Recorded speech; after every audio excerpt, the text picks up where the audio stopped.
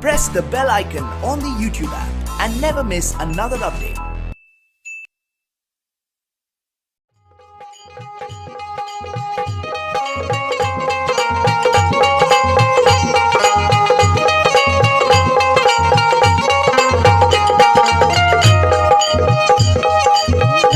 दुख हरण के दुखिया गधल से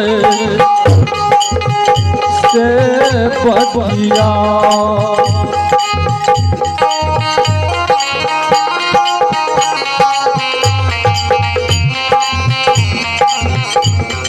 बकिया है गे दुखरनी गे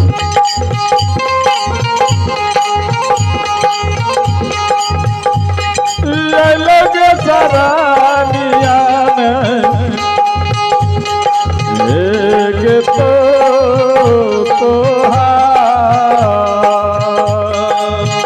एक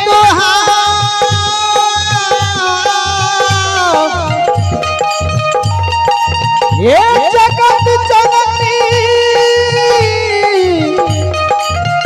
ये जगदम्बे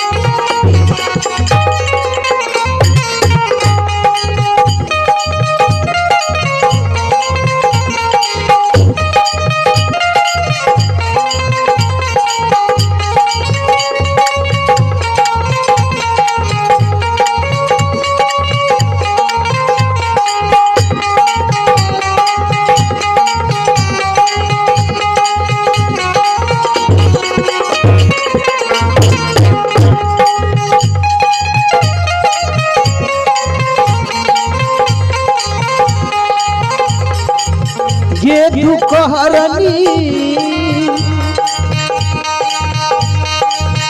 आगे दुखी आगे से बपिया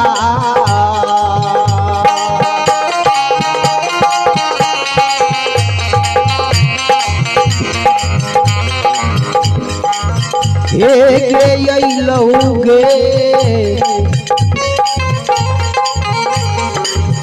जग जननी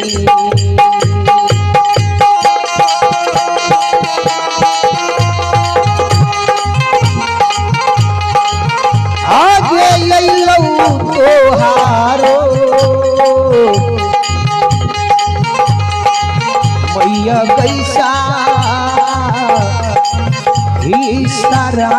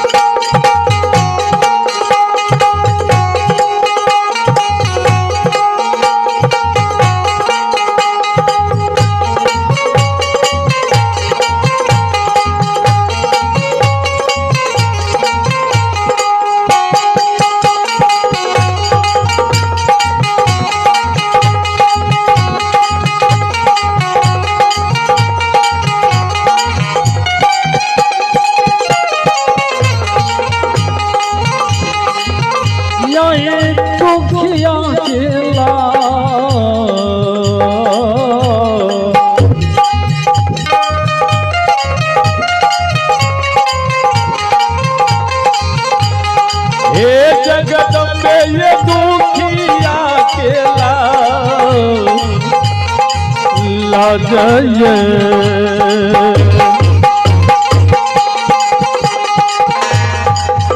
बचैया है जगदम्बा है माँ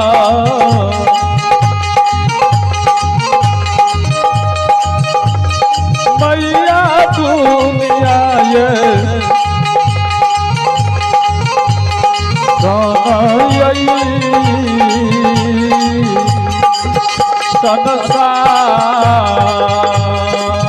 सोनी सा माता जी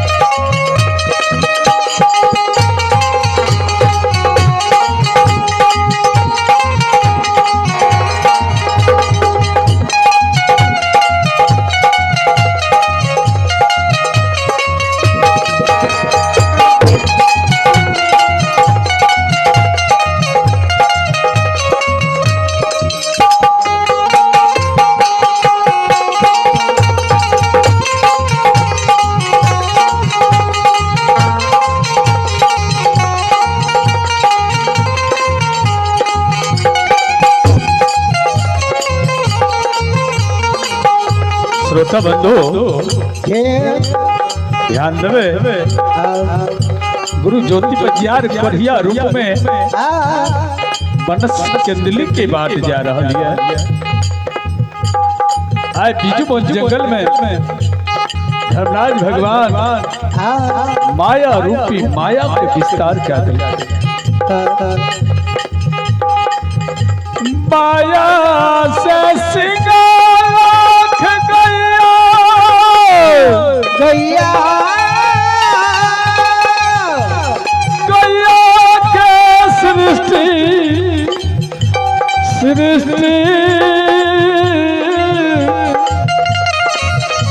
बिजू बन जंगल में क्या दिलिए आज अपना गोसाई गाय के धुरह के रूप बना लेते।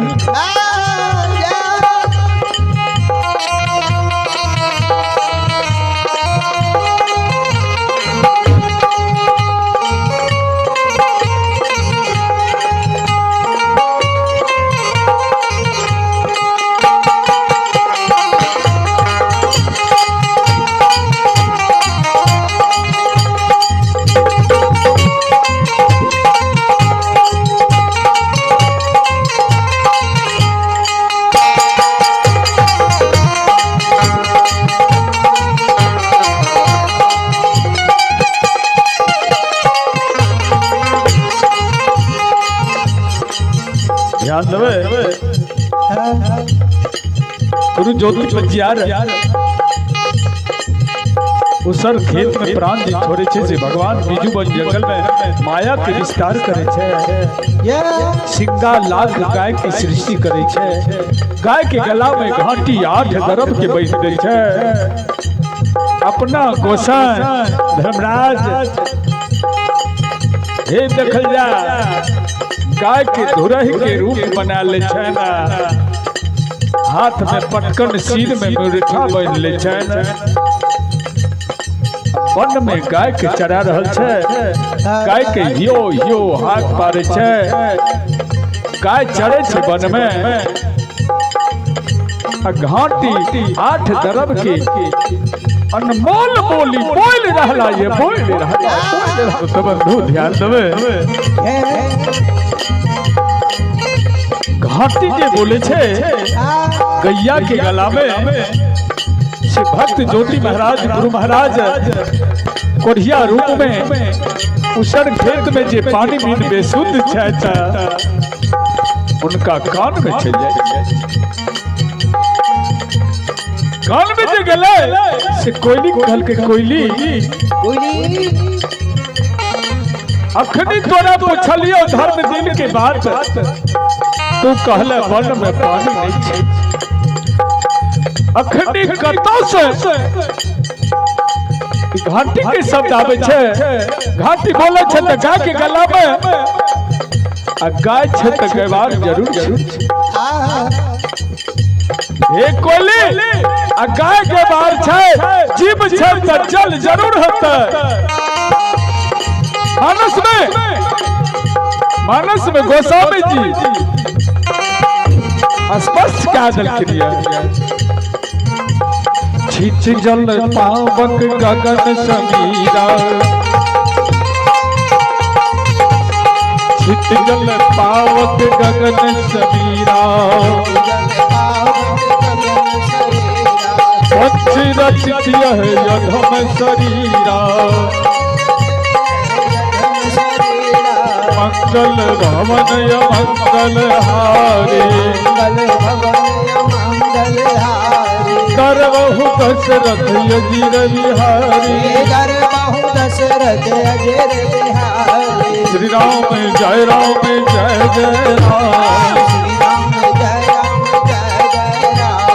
जय जय भीम हरन हनुमान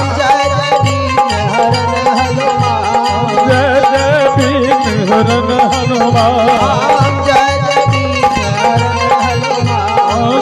जय भीम हरन हनुमान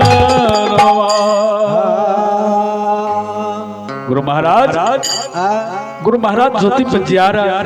सती कोयली से कहे छे जहां हमरा से छल कैलो अखनी पूछलिया त तू कहला वन में कतो पानी नहीं छे अखनी घाटी के शब्द कते से आवे छे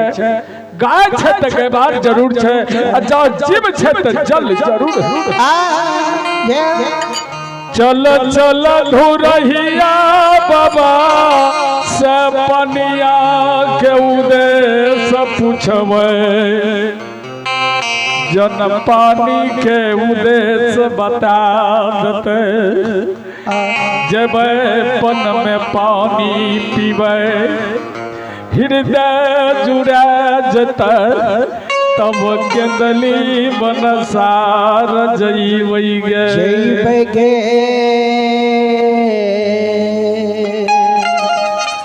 गुरु महाराज कहूनी के उठलइए गुरु बाबा अल्लाह ठी हाथ के खल के कोई चल काम के धुरा से पानी उदेश पूछ गुरु बाबा खराब भेल न जइया कहूनी के खराब भेल खड़ा होय छे उठै छे गिर जाय छे फेर उठै छे फेर गिर जाय हसे कोइली हे गे चाले हे गे चो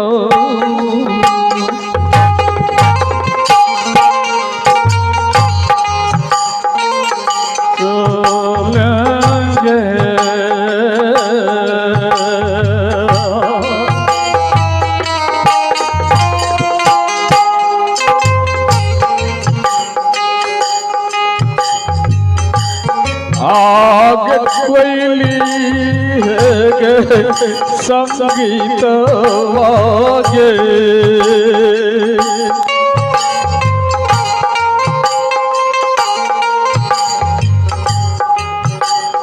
सोलंग धुरा हिया के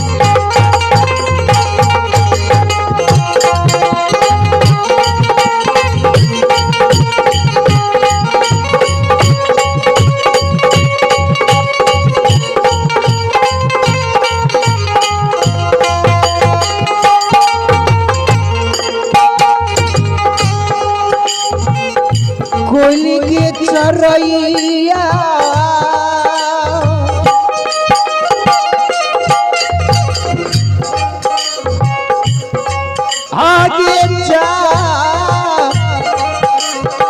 चलेगी चलेगे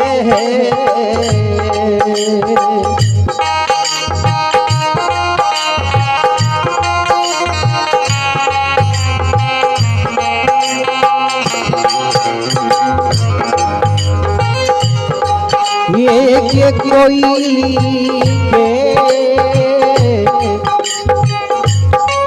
के संगीता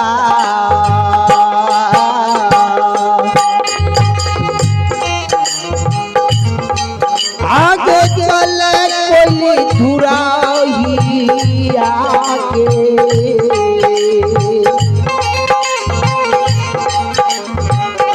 ना जा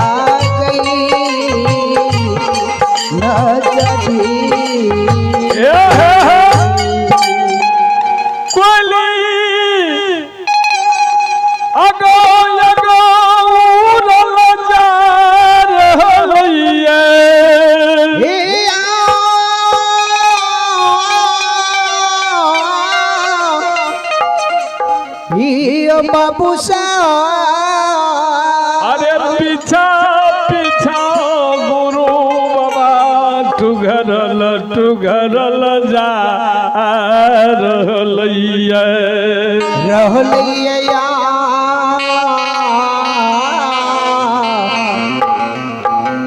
यो ज्योति बाबा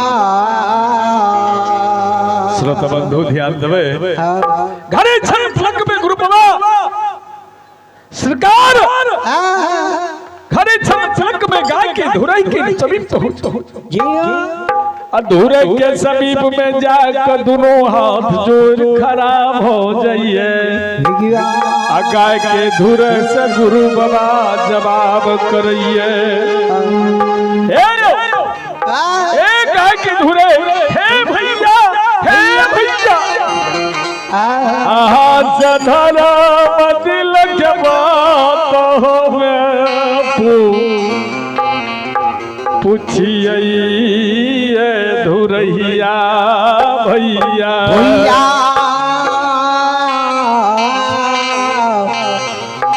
भैया सरकार धुरे कल के की पूछवा पूछा कोरिया पूछा ने की पूछे क्या मुसाफिर कल के बाबा कते अहाँ के घर छै कहाँ कते अहाँ के घर छै किनकरी नरनवी धन गेनु धेनु गाय केकर तू गईबा कौन घाट पे गैया के अगले लमोल लंबे छा कौन घाट पे गैया के पछले लमोल ओए घाट के नाम बता दे पानी पीबे हृदय जुड़ा जते तब बन के दिल्ली हम तोरा मन से आशीर्वाद देबो हमरा आशीर्वाद से सिक्का लाख धन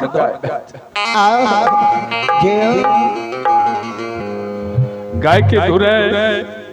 गुरु बाबा के समझ के सुनिए गाय के धुरे कोरिया गुरु के बुझा हे कोरिया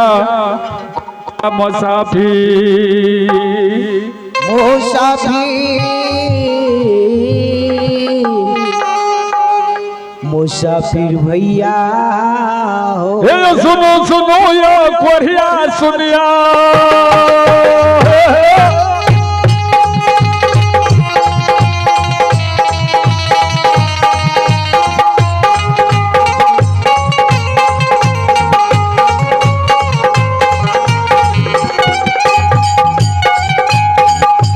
सुनो भैया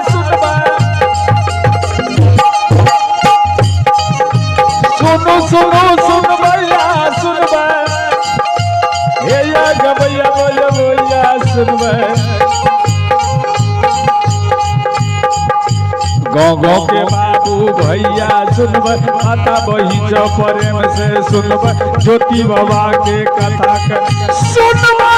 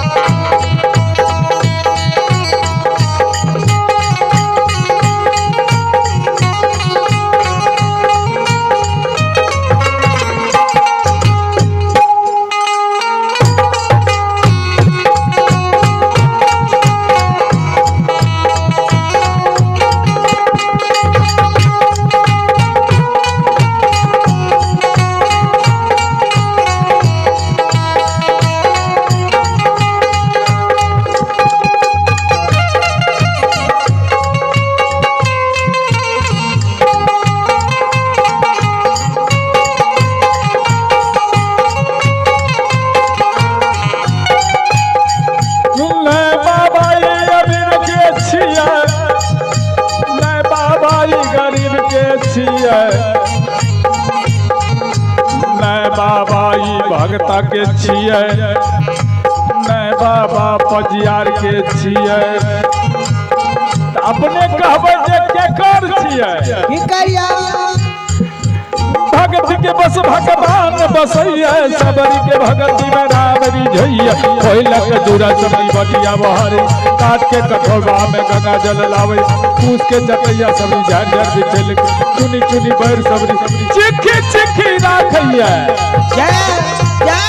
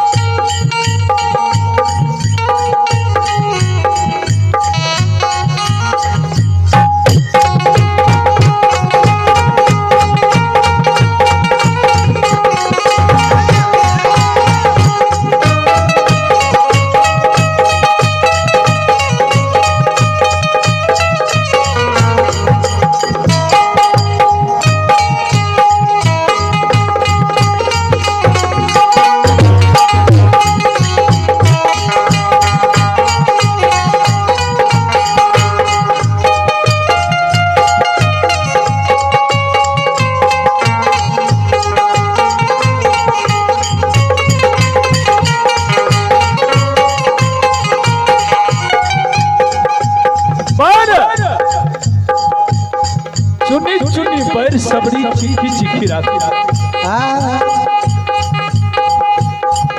तो श्रोता बंधु भगवान एक दिन सबरी घर गेल छे सबरी माँ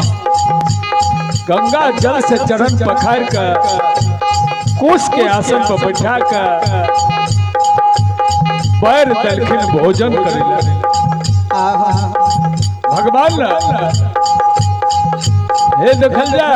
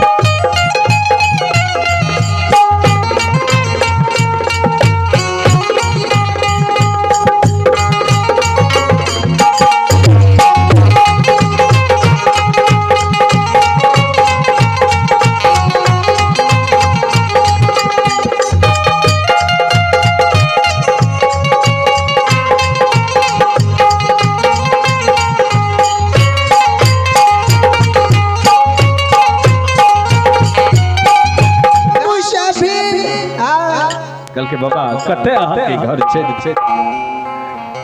कहाँ कते अहाँ के घर छे किनकरी नरनवी धन गेनु धेनु गाय बुआ केकर तू गईबा कौन घाट पे गैया के अगले लंबे छा कौन घाट पे गैया के पछले लंबोल ओए घाट के नाम बता दे पानी पीबे हृदय जुड़ा जते तब बन के दिल हम तोरा मन से आशीर्वाद देबो हमरा आशीर्वाद से सिंगा लाख धन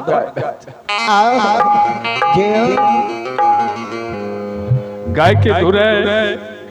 गुरु बाबा के समझ के सुनिए गाय के धुरे कोढ़िया गुरु के बुझा हे कोढ़िया मुसाफिर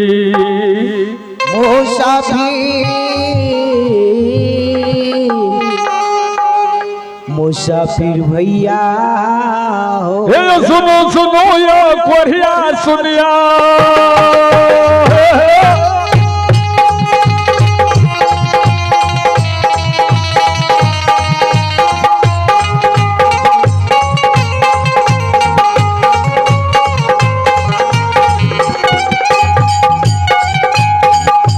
सुनो सुनो सुन भैया सुन सुनो सुनो सुन भैया सुन हे या गबैया बोया बोया सुन गाँव गाँव के बाबू भैया सुन माता बहिन प्रेम से सुन ज्योति बाबा के कथा सुन